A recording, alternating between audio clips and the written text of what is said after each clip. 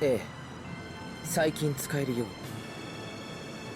If by recently you mean like 20 hours of game time ago, this is a conversation that should have happened far earlier. So we're finally in Fendel, both Malik and Pascal's homeland, and there's been a reason I've barely mentioned them in a while. As while I enjoy their companionship vastly over Cheria and Hubert, the game up until now hasn't given Malik that much to do as a party member, besides chime in with his wisdom and advice on occasion. For Sophie, everything is a new experience, so the adventuring is enough. Pascal's just pure chaos, and her engineering talents and research have specific applications for use. But Malik's been lacking despite how he trained Aspel, and that's deliberate, as much of his personal story only now comes into play by him being back in the place he left years ago, and with good reason. A Straten spy confirms the Valkanist for the region is near the capital of the country of Zavere, which is even farther to the north, and is an overall long hike there. One that even takes us past the Fendel-Lant border, and the site of another Pascal's experiments where she blew a house-sized crater in the ground. クリアスの力が暴発したんだよ。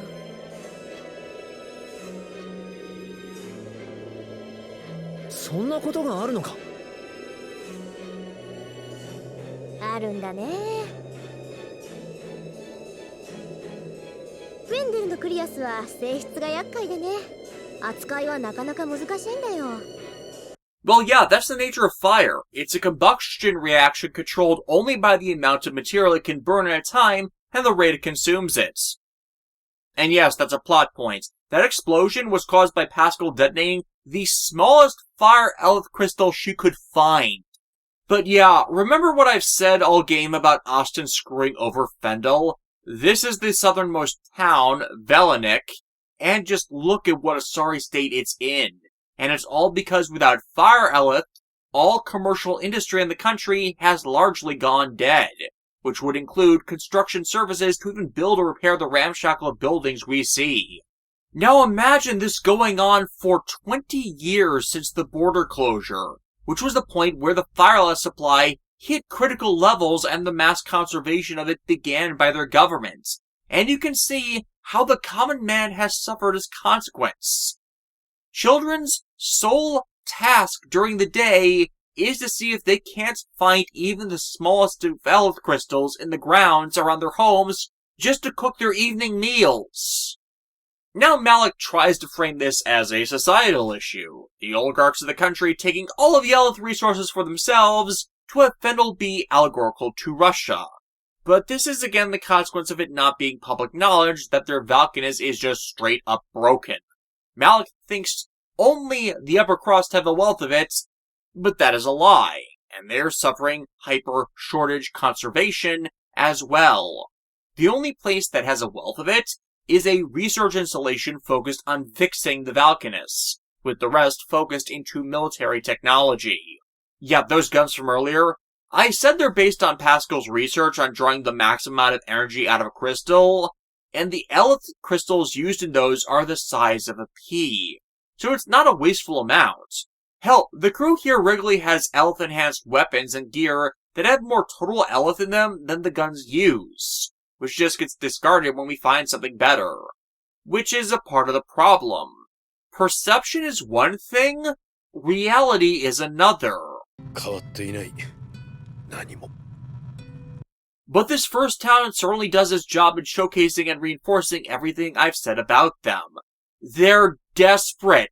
And they're desperate because of Aston. がなければ、親父も死なずに、このままではフェンデルの思い通りになってしまう。ラントに平和と幸福は訪れません。平和と幸福か。ベラニックの人たちを見ているとわからなくなったよ。俺たちが不幸なのか、彼らが不幸なのか。フェンデルが不幸だとしたら、兄さんは何かできるんですか？ The group treks through a tunnel Fendel dug years ago before the crystal supply ran low, which lets out to a harbor that permits expedited travel across the frozen continent to the capital. Once on the boat, however, as Sophie started to feel more and more concerned about the periods in her life she can't remember, which may tie to her strong feelings against Lambda that makes her want to attack it on instinct, Hubert has to be an asshole again and voices continued distrust of Malik and Pascal. And again, I trust them more than Hubert. You don't need to know everything about another person's life to be able to place trust in them once you've seen them support you for long enough.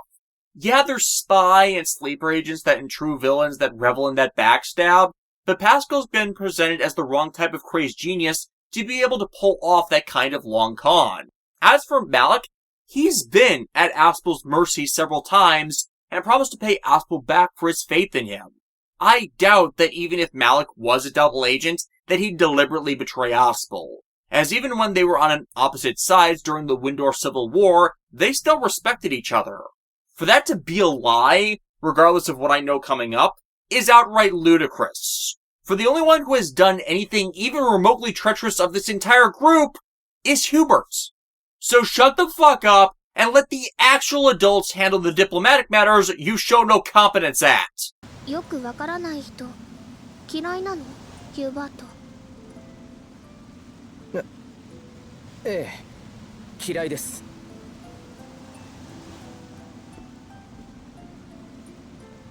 私は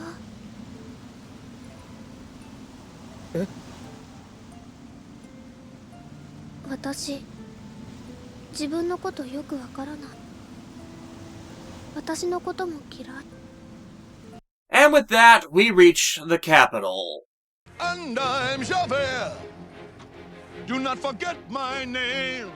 Where we are almost immediately confronted by the city's guards, at which point Malik identifies himself as a former member of their military.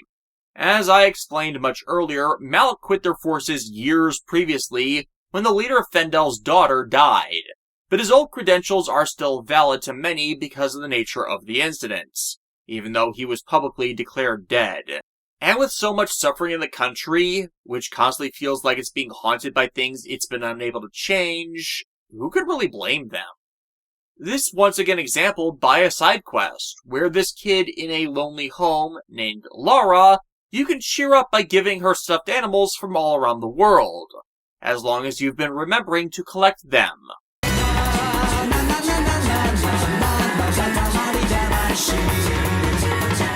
But where this side story goes weird is in how Laura's not actually alive. Laura is a ghost. What? Just, what? Like, okay, this is a game where two of the big antagonists are non-corporeal parasitic entities in and of themselves, and Sophie is a techno-organic nanite android. But both those have internal science logic in their setting. Even the elf magic system follows logic and rules to it. But this is the one outlier of there being just this one odd ghost story that involves a literal ghost, and it's very out of place. Javert itself is a city of steam pipes, which are far from the most efficient way to distribute heat to an entire city, but it's the best way they have. Primarily because those pipes all run back to the Valkanist Krias, so it's not like they're draining their exhausted crystal supply to power the boilers to keep them all from freezing. But again, that's part of the misconception about the country's Ella supply that's only helped facilitate the internal and external conflicts. And the game makes you dwell on that as we have to explore the town to get signals to what Fendel's government has been doing with their Valkanist experiments. With them all focused around just getting more Eleth out of it since it's not been releasing any for years, despite direct contact with the terminal releasing the heat that Javert is getting. So it has power, it's just incapable of transmitting it into a crystalline form now. Worse, the word is that the ones running the experiments are Pascal's fellow Amartians. And as said, they've been using Pascal's research previously to make their new tools. バルキネスクリアスで実験してそれが失敗しようものならとんでもないことになるよ。とんでもないことって具体的には？フェンデル全土が吹っ飛ぶだけじゃ済まないかもね。ほんとテートに来る途中ででっかい穴が道に開いてるの見たでしょ。あれクリアスの力が暴発してできたんだよ。しかもこれくらいの大きさの。この程度であれだけの穴だよ。バルキネスクリアスだったらって想像したらそりゃ焦るでしょ。 Boom! Like happy festival fireworks, yeah? Worse, because of the size of Athenia and the nature of its atmosphere, wiping out a third of the planet would end up dooming everyone else as well. And again, only as desperate as they are, because Aston closed the damn border. ねえパスカル、あなたどうしてそんなことを知ってるの？あの穴作ったの私だから。だからまずいんだって。多分バルキネスクリアスの実験に使われてるのも私の技術だよ。She did say that earlier. 実験に用いられているのはアンマルチア族の技術じゃなかったのか？私アンマルチア族だもん。そうだったのか？あれ？言ってなかったっけ？ She did, actually. I'm not sure if any of them were at all paying attention when she did so, though. And then Hubert goes full asshole for the rest of this scene, and this once again becomes the worst writing in the game because they did tell this before, so Hubert has no leg to stand on. And as for his accosting of Malik over his credentials, that's also invalid as Malik's been away from Fendel longer than Hubert himself has even been fucking alive, and proven his loyalty to Windor time and again, which Hubert himself has not done on his own. Hubert, 君の指摘は正しい。And that's exactly the point I've been beating into your heads. No, he's not! 兄さん、ここまで分かっても、この二人と行動を共にする気ですか？彼はフェンデル人であることを隠し、彼女はアンマルチア族であることを聞かれなかったからと言わずにいた。フェンデル人やアンマルチア族は平気で嘘をついたりごまかしたりするんですか？ Fuck you. Fuck you. Fuck you forever. Fuck yourselves. Go fuck yourselves, you fucks. Again, worst character in the game. Never stops being so at any point in time. And I genuinely believe the game would have been better were he its actual fucking villain. We're chased out of town by more guards, Pascal directing us to the Amarican Enclave that's up in the mountains outside of town. On your way there, however, you can encounter a treasure chest that's a mimic monster. And inside that mimic monster is actually Pascal's third summon, Bloodflame the Fire Dragon. But as we climb the mountain, Hubert's idiocy ends up leading to the group getting attacked by a wild boar, Pascal saving him from a gruesome end, and Hubert is unable to understand why she did it. どうして僕をかばったりしたんですか？あんなにあなたのことを見たかったのに。どうしてって仲間がピンチだったんだよ。あなたももっと僕を責めても構いませんよ、マリックさん。百戦錬磨の達人でも一度の油断が命取りになることもある。認めることができている。その素直さがあれば二度と同じことは繰り返さないだ。He really has not been, though. He keeps asserting that he knows better and is constantly proven wrong. Hell, even here, he has yet to say he was wrong or apologize for those actions. Endangering their lives in this incident? Yes. All the other shit he was wrong about? No. It's still a continuance of a lack of accountability. The Amarican Enclave is hidden behind another teleporter pad at the summit of the mountain. The Enclave actually being constructed within said mountain entirely. Its construction matching the ruins under the wall bridge to a T, just in a far better state as the installation hasn't been abandoned. The implication is the wall bridge ruins were also another Amarican Enclave that just got abandoned, but there's not exactly much evidence of that for or against. Though honestly, even as the extreme introvert that I am, where I would be so drained interacting with them, I feel like I could stand living among a bunch of genius eccentrics like the Amartians who live here. After all, how could I possibly hate a land of geniuses that created a chocolate fountain? こんなものを何に使うんだ？ Are you kidding me? Everyone needs this! I can only hope the Amartians also create a cure for diabetes, though, as seeing that while suffering from diabetes, that would suck. アスベルは分かってないな。研究するのって頭使うんだよ。疲れた時には糖分とエネルギーの補給ができる甘いチョコレートが一番なんだよ。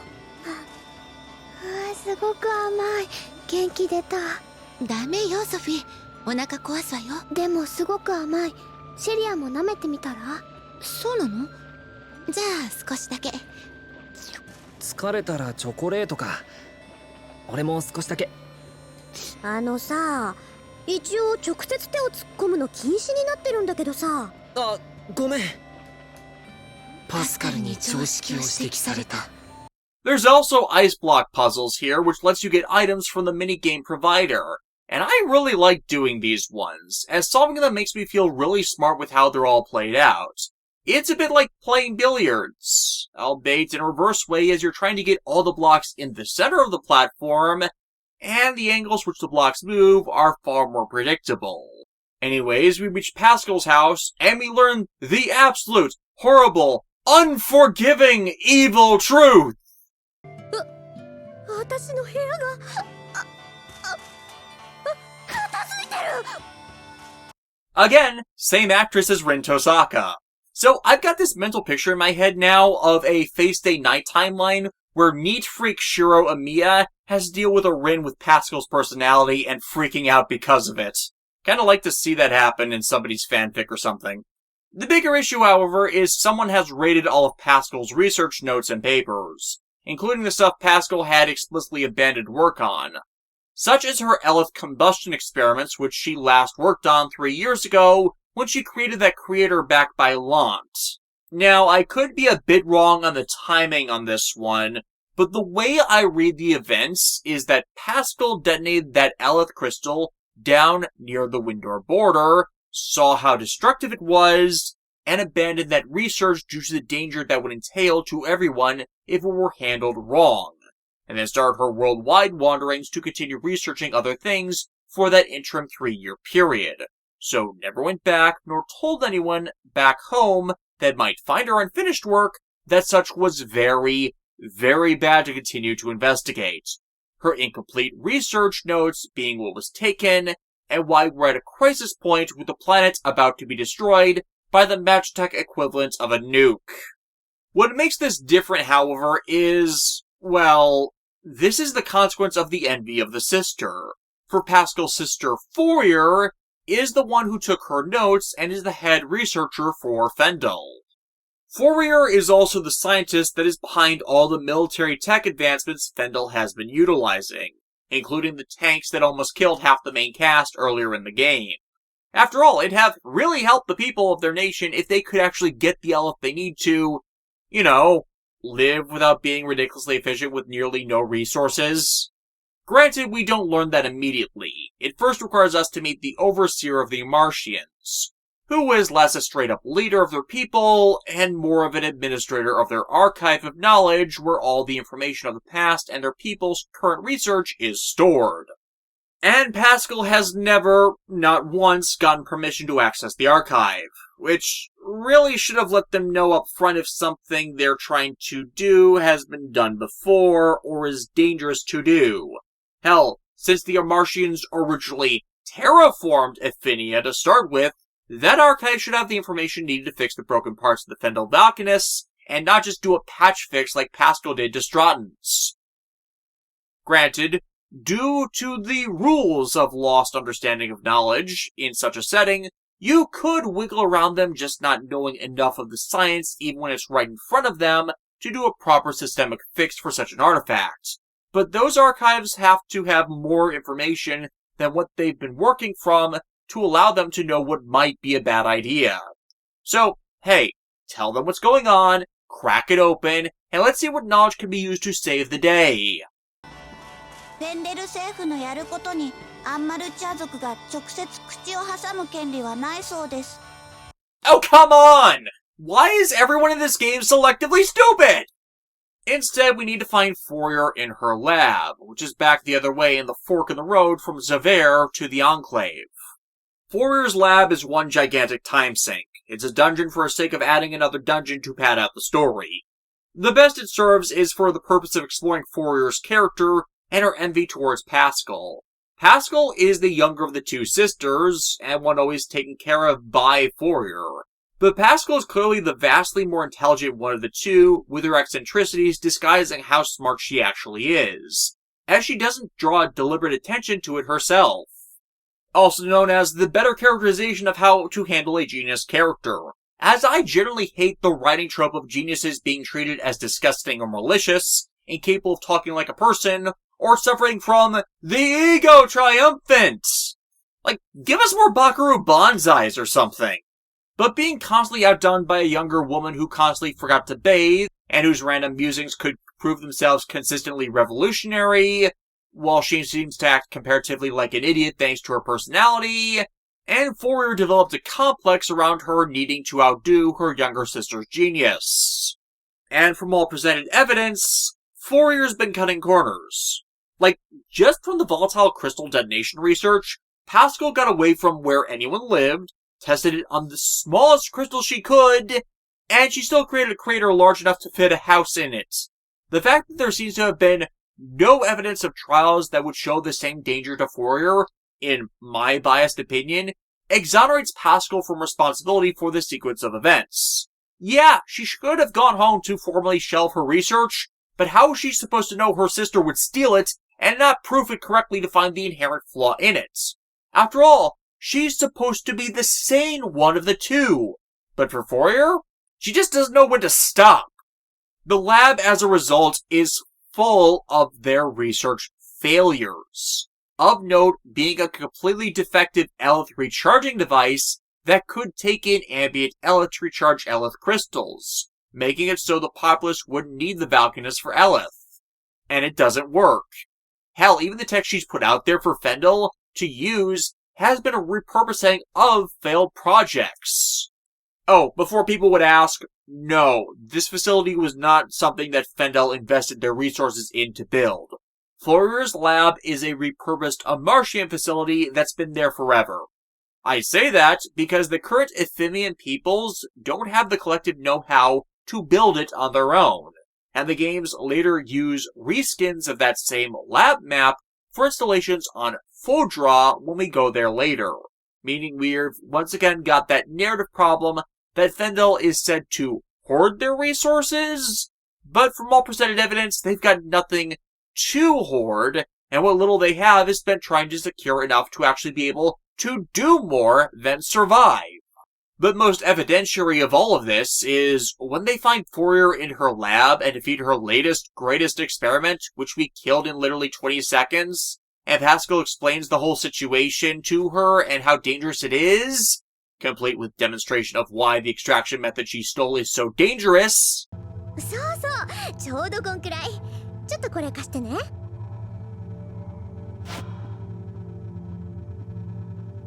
ちょっとパスカル何を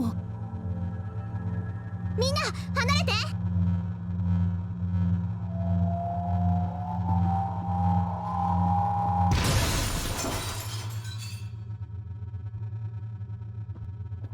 何が起こったのほらね火のクリアスはこれが厄介なんだよエレスを抽出するときに一定以上の圧力をかけると暴走を始めちゃうのこうなると止められないよしまいには周囲のエレス密度が極限に達してドンなわけ武器に使うくらいなら被害も知れてるけどバルキネスクリアスはまずいよ暴走したらシャレにならないもの And all Fourier can do is complain about how Pascal's so much better than her.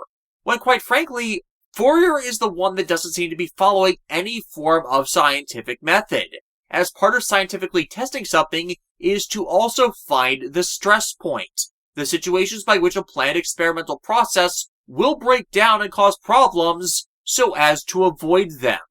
So her being obstinate and angry at Pascal like she is before deliberately ignoring her, and staying ignorant to the danger they're in when she should be horrified at the consequences of her overlooking something like this, is nothing but a show of her own arrogance. Seriously, why is every character in this game either one that refuses to acknowledge their flaws, or forced to take the blame for things they aren't responsible for? Pascal, while she has her odd quirks, at no point was deserving of that, as she never acted irresponsibly towards something so dangerous as Fourier has. I don't care if it's sibling frustrations, Fourier did wrong, and I'd like her to be acknowledged for doing so. Unfortunately, Fourier doesn't know where they're carrying this experiment out. Why she doesn't know when she's the chief scientist behind the research she stole is beyond me, as you think they'd want her to be there to take care of anything that might go wrong. But instead we have to go back to the capital and talk to the chief science officer, a man named Kurt, who Malik knows quite well. On the way back, Sophie challenges Aspel to a fight, and it's important as Sophie wants to have better control over herself. Get a feel for pulling her punches so when they inevitably have to fight Richard, that she'll be able to use her anti-Lambda powers without risking severe harm to him. アスベルは友達。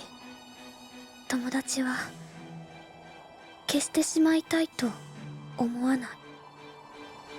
Malik directs us to Fendel Tower, which is where all government bureaus have their offices set up, with us getting the assistance of another Amartian that Pascal knows to get inside. This all punctuated with flashback scenes to Malik's relationship with a woman named Morelia, who 20 years ago was helping Malik and his friend Kurt lead a revolution against Fendel's chancellor. Due to the mistaken belief he and the rich upper class were hoarding Fendel's resources for himself. That, however, wasn't the problem, as has been discussed previously, and Lorelia ended up dying for nothing later in the incident. Which is what has Malik so disturbed, as Kurt was a man who was against how they thought the government was being run 20 years ago, that is now a cog in its machine, when it appears nothing of the situation 20 years later has changed. After all, it's only a fool that believes that change could come from within the workings of a corrupted system that is designed to corrupt those who desire change to just conform. It's just, in Fendel's case, all the factors exacerbating their straits are external, not internal. The tower, however, is another time sink, as its structure acts as its own dungeon due to how its main elevator is not operational. So you have to take the winding back way in that is all sorts of janky. Like, what was wrong with just a stairwell for this place? I don't get this. Kurt's office gives us clues to where the Valkanus is, as well as signs of the reason why Kurt changed his mind about opposing the government. It all being leveraged on Lorelia's death, caused by two soldiers who, like them, didn't know a damn thing about what was really going on. And that devastated all three of the involved that loved her. We find where the Valkanus is hidden, only for Kurt to walk in, gush about the capacity to massively grow their Ella supply so the revolution they sought would no longer be needed, and much like Fourier, Kurt isn't willing to listen to the fact that what they're doing will literally blow up Fendel if they continue it. However, Kurt is approaching his refusal from a different angle than Fourier. As well, Fourier's refusal to listen is based out of her own arrogance and bruised ego. Kurt is haunted by the past and wants to change things, and is so driven by desperation, he refuses to let anything go to chance. Having had other scientists look over Fourier's work, found it extremely wanting, and implemented an immense amount of safeguards to prevent any such catastrophe like the one they're warning of. Problem is, again, scientific method. If you are concerned about something exploding in a chain reaction, you need to know what the critical reaction point is. That the other scientists were concerned about it to even make safeguards when Fourier did consider them at all means they are of more merit than Pascal's sister. But it also means they should know by that point that such is an endemic part of the process and cannot be contained. If they have a means to stop the chain reaction, then they need to confirm such works on larger and larger volumes of Elf Crystal to confirm it will blow up the entire thing. And with their Ella supply in a perpetual state of near depletion, I don't think they'd have the spares to waste on that. So points for due diligence! But even the Manhattan Project was so concerned about the dangers of a nuclear bomb potentially setting the atmosphere on fire that they refused to let the bombs be tested until they checked their math to show it likely wouldn't happen. So yeah, Kurt at least has the courtesy to listen, but because the country will die anyways if nothing is done, he thinks the crisis they warn of is already something they found a way to control, which is less arrogant, but equally as mistaken in the matter, especially as it would only result in their continued aggression to gain control of Lance, which as said, they only attempted in the first place because Aston saw their need, yet due to what happened to his brother, promptly ignored. Kurt lets us leave unmolested, and since we got the location of the Valkanus from his office already, we can go there right away. Pascal insisting, as I have, that whatever means they've put in place to stop things from going boom are just not enough. And to make things worse, the Valkanus is found inside a glacier. Okay, I'm seeing why the thing would be having problems with Ellis generation. All that energy is just getting burned up, keeping the glacier at bay, due to how much of an energy sink ice is. It wouldn't exactly allow the Elith release to start affecting the local atmosphere to warm it up, and thus result in less frozen weather. Unfortunately, the experiment's already started by the time we get there, the Chancellor demanding they crank up the power faster than would be safe, as he's lived with his people suffering for longer, and he's just as desperate as the rest of them for it to end. Meaning we have to fight all of them to get it through their heads that this is a very bad idea. And unfortunately, by the time we're done with that distraction, their experiment is already running out of control. Pascal dives in to sever the connection to the equipment, still feeling responsible for it, but it was Kurt who was in charge. And unlike Fourier, Kurt is willing to take responsibility for his role in this, severing their equipment's connection and saving their lives at the cost of his own. His last request being that Pascal finish her research properly to fix their Valkinus and save their country from freezing to death. ガーツさん死んじゃったの？もう会えないの？ああ。そんな教官とせっかくまた会えたのに。ダメだよガーツさん、戻ってこなきゃダメだよ。ソフィー、もういいんだ。静かに眠らせてやってくれ。教官。 And this is a turn where Richard, or rather, Lambda, comes in, immediately stealing the giant crystal's powers like the others. Sophie igniting her powers that should suppress and expel Lambda from him without killing him, and they don't work. Lambda having taken in too much Elith power for Sophie's abilities on her own to significantly affect him, allowing the entity to escape unheeded. The Chancellor is outraged, intending to start a true war with Wundor over what's been taken. As well, he screwed up the experiment. Again, it wasn't going to work to begin with. It only being due to the intervention of Poisson, the assistant to the Amarican Overseer who bears word that this threat is worse than anyone believes, that the Chancellor backs down. For the Overseer believes that Lambda is gathering this power in order to strengthen itself enough to be able to absorb the energy of the Lestalia, the energy core that exists at the center of the planet that even releases the raw Elith the Valkinus in turn process. With it in danger, Poisson gives Pascal a key to the Central Archive, requiring us to return to the Amarican Enclave so Pascal can get all the information the group needs to be able to stop them.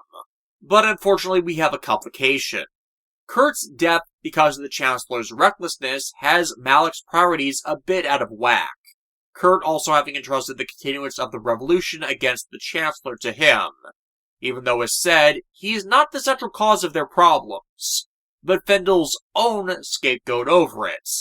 A lot of his policies certainly haven't helped in his own self-importance and the way he's prioritized their resources that doesn't allow them to appropriately min-max their survival chances, but in the face of impending death, any option is preferable. So this group has to talk him down in the short term, as the Chancellor isn't going anywhere.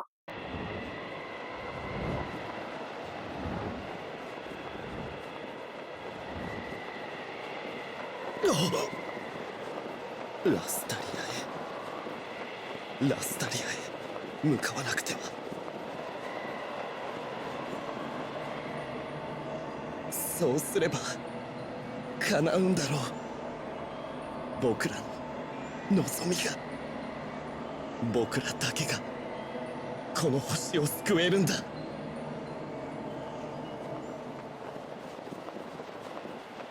争いに満ちたこの星をあるべき姿に戻せるんだ。そうなんだろう。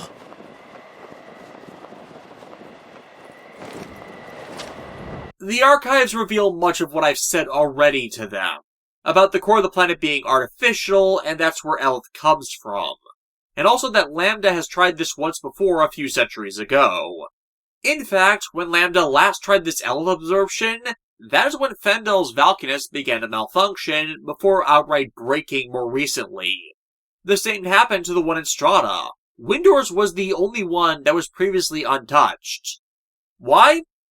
Well, Sophie stopped it back then.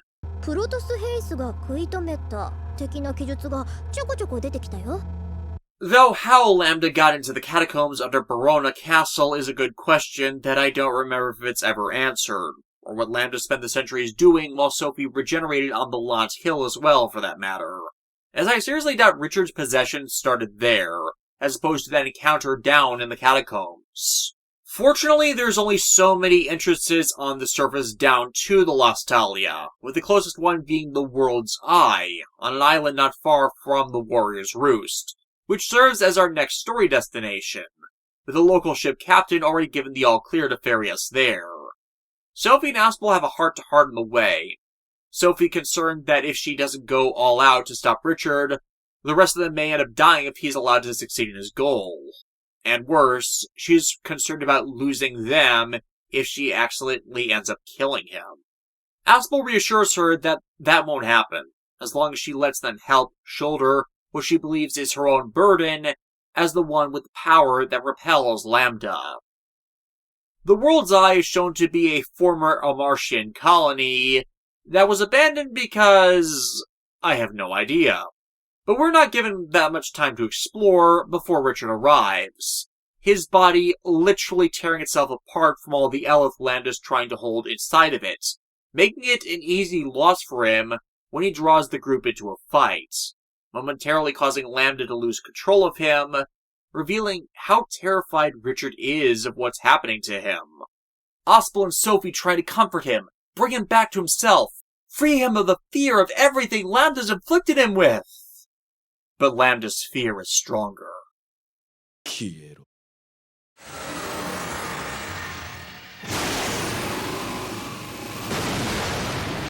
Sophie!